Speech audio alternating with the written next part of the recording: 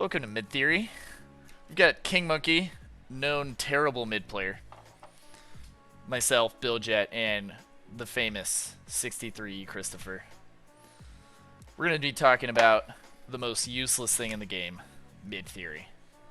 Why is mid theory completely useless? Because if your flank wins, then it really doesn't matter, because then your flank just like completely goes through and dumpsters everything. And mid does not matter in the slightest. But I feel like mid is really fun in one pickups because you can just create a lot of chaos. Like mid, if you start a dive in mid, like that is where that's a lot of fun. You know what I mean? Is our mid dives good?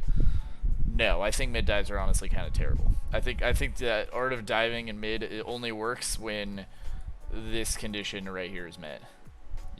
Someone is spacing. They are spacing way too close. That's kind of the whole premise of my idea in mid, is if you have people who are way too close, then one, you are creating either one, an opportunity to get 2v1 right here, right? Assuming this is just straight. That's 2v1. That's a free kill. I wouldn't even call that a dive. Would you guys call that a dive? Nah, that's just getting This a pick. This is a pick.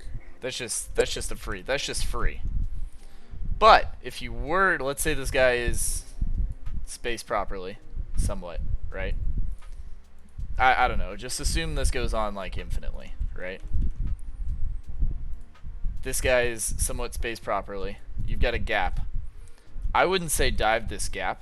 Like, I don't think this is the best idea, because then you're just in a free, you're just like in a free pit.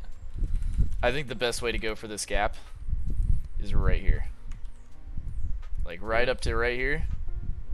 Because then you have all three people looking at you. You have three people looking at you. And then bam. Then you're in the gap to the side of this guy. Like the idea is to get right here and pretty much kiss this guy. Give him a nice smooch on the cheeks, right? From right here. What does that do? That lets you get this guy in there. And then you can bring this guy in here also. And you're just creating, all you're doing in this dive is creating an imbalance. Because even if you leave, like, even if these two guys don't come there, you have this guy right here. You still have three people on this guy, right? Assuming this guy goes over here. Imbalance. Imbalance. You know what I mean? Creating one guy in three. Hopefully you can have two picks here. The whole idea of the dive is to create imbalance, and I think the easiest way to do that's spacing too close. You think that, would you agree there, Chris? Yeah. Yeah, makes sense. But like, let's talk about how do you counter the dive? These are the good guys. Probably One if if like you're spaced correctly, right? Let's assume you're spaced correctly. This guy dives. 5 with S key. Create a triangle between 4 and 6. Right? So he S keys, but this guy's still, let's just assume there. I think 4 needs to shoot the gap in some, like, whatever side, like one of these two people need to shoot the gap. Not like necessarily holding like a stab. They can hold a stab if this guy is holding a stab. I think they throw a stab. But I think the idea is you want to close this space so these two guys cannot get in here. Because if these two guys get in here and this guy lives and he, I don't know, darts into one of these two spaces, then you have an imbalance again, right? So let's assume that he lives. Your up down fails, right? This guy, he's just too far or something like that, and he goes in this way. If he's right here, you are creating, like, you are almost inviting an opportunity to get 2v1 right here. Or for this guy to just start, like, going around this way. Like, not even, just completely ignoring these guys. And then let's just assume this is all straight. You are just creating an opportunity for this guy to get behind the line. Even if he didn't, like, do anything or pick 4, 5, 6 or anything like that. He gets 0 picks on these guys. If he gets behind, he can get all the way down through this way. And if you have the larger mid you have, obviously that's a problem. If he's diving the flank from the 5 spot, that's kind of interesting. But it lets him create an open melee situation without any picks almost. And I feel like open melee is one that's the easiest way to get kills just in general. Like I feel like line play is there's a lot of opportunity to get dove on and like chaos to happen. I feel like open melee, if you are the one to cause open melee, your team is usually kind of ahead. Absolutely, especially if your diver gets the first pick and the rest of your team can push up on that. So, how do we deal with this dive? How do we deal with this guy down this way? I'm just like, let me clear out some of this. How do we deal with this guy who's going right here? This guy needs to, like, I feel like he needs to almost shoot the gap and get up here. This guy backs up, and you create a 2v1 in this way, and you just back up. You just back up the rest of this line. This line backs up.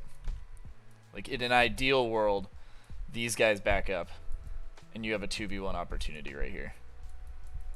And everybody over here is just way too far to do anything. That's kind of my ideal world.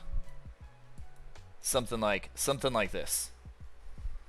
Something where if your 3-man knows, if in 3 in this situation knows that, hey, there's a potential of a guy over here, and everyone's just passive enough where you have like all this fucking space in between everybody, you are able to get this 2v1.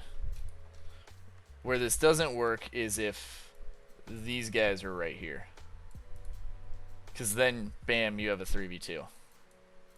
Like, your 7-man here is doing absolutely nothing.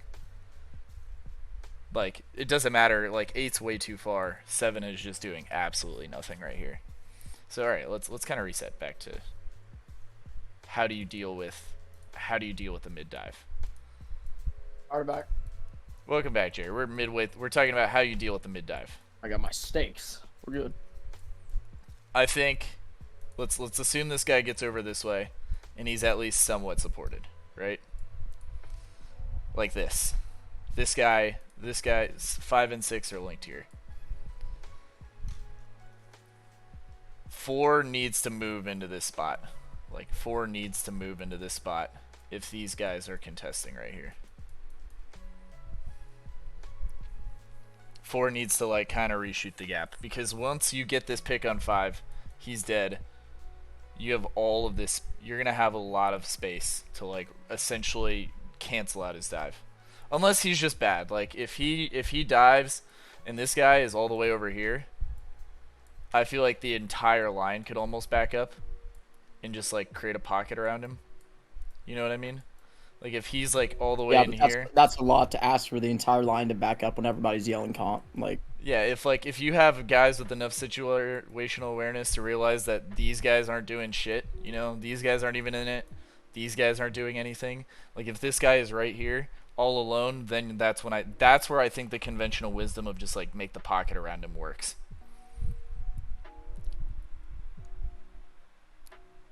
Like, then you could just back up. Even if this guy is blocking up downs, you could just back up this entire thing all the way.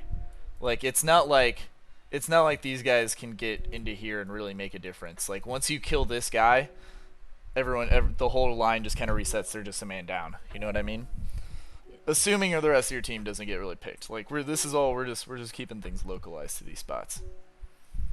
If this guy is unsupported, then everyone just backs up. If he is supported, I think you need to shoot the gap. Like, you need to take away the space they have taken. Billjet. Alright, so what do I like? If alone, create a pocket. If he's, like, supported, you have to, like, take away his space. Yeah. That's how I would. That's how I'd classify this.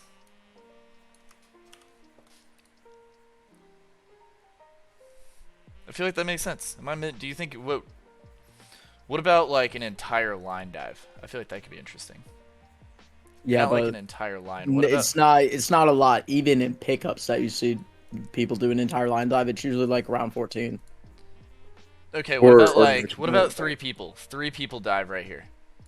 I think that usually happens more connectors than mid, to be honest. You know, everything we have. We'll get to that in a second. So what if you have 3-man dive right here?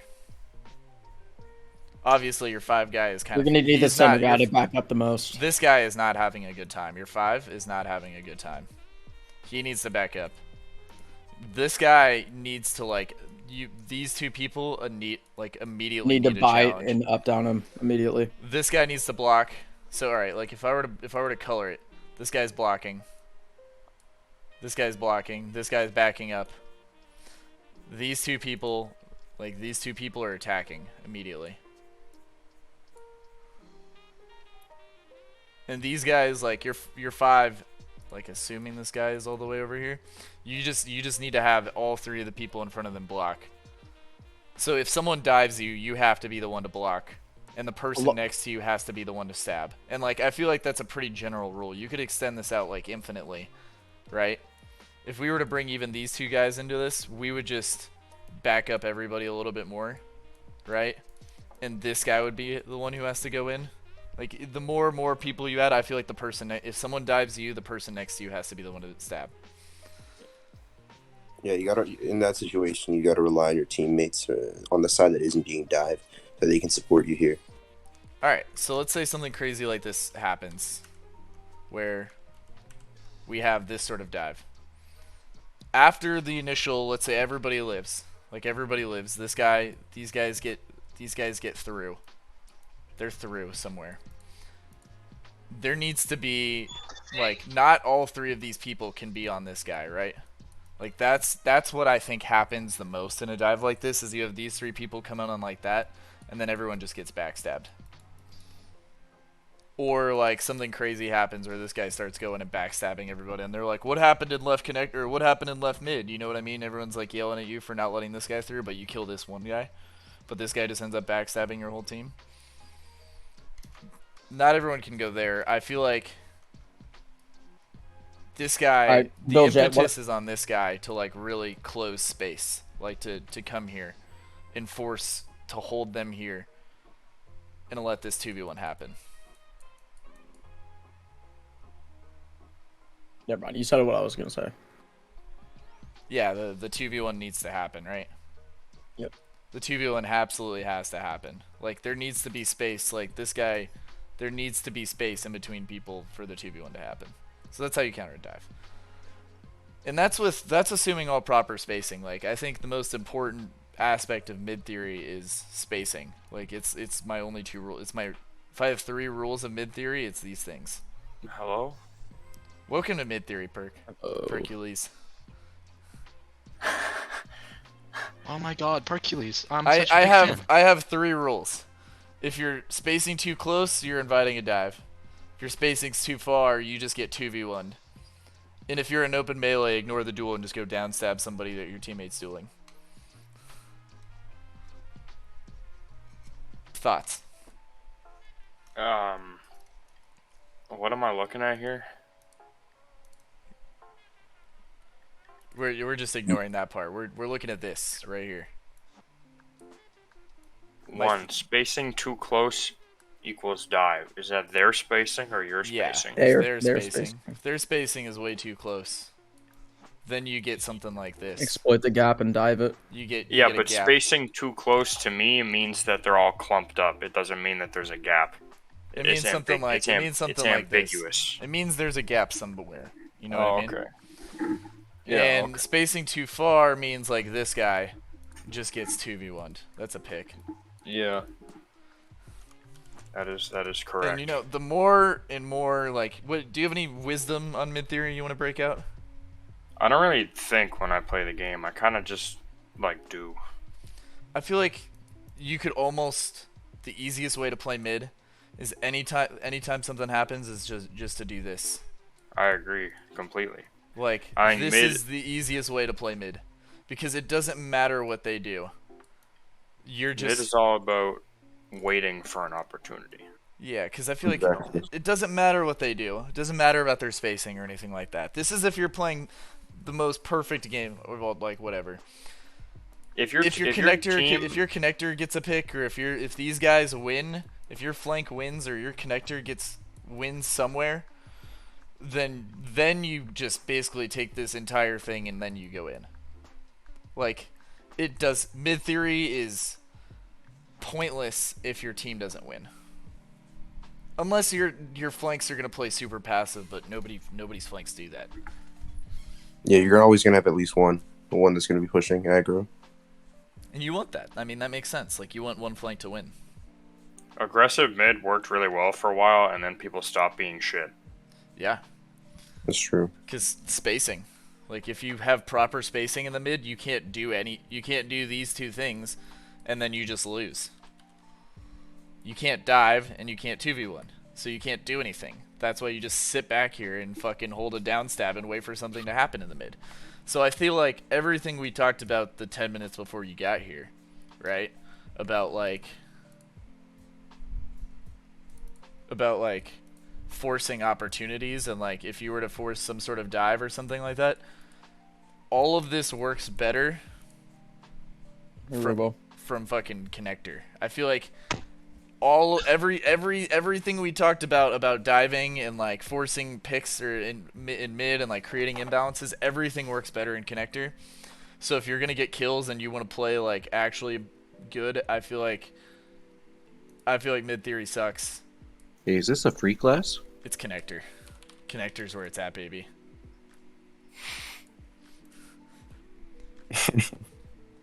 So I'm just gonna a free man flank.